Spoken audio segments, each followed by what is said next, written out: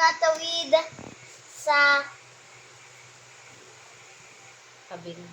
sa kaliwa ay kalba daan. Bago ka tumawid sa daan.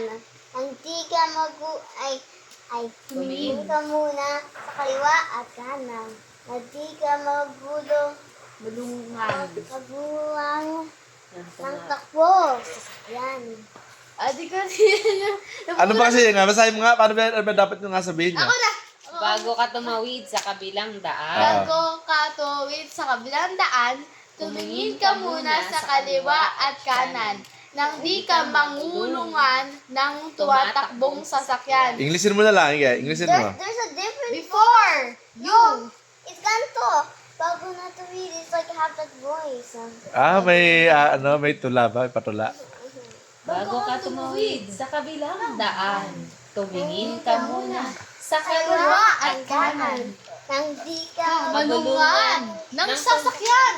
Tumatakbo sa sasakyan. Sorry naman. Lalo mo ginuguluhan. Kaya may mo translate in English. Can you do it? Before you Ako go na. outside. Oh. Before you Go outside. Look Look at the right. and the left. And no. Oh, syempre. Left and right. I'm gonna do it in English first time. Go outside muna. Oh, sige. Before.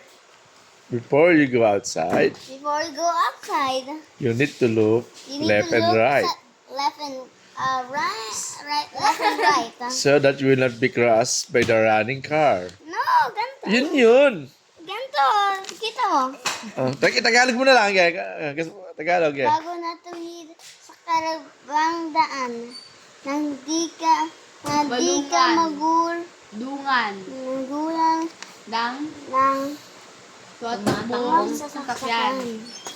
No, bago natawid Gusto niya ba kasi may tono? daan. Oh, tumingin Ka ka muna muna. sa kaliwa at kanan. Nang di ka magulo ng takbo sa Tumatakbong sasakyan. tutakbo sa sakyan. Bago ka tumawid, tumingin ka muna sa kanan at Tulay. Di mo pwede Englishin.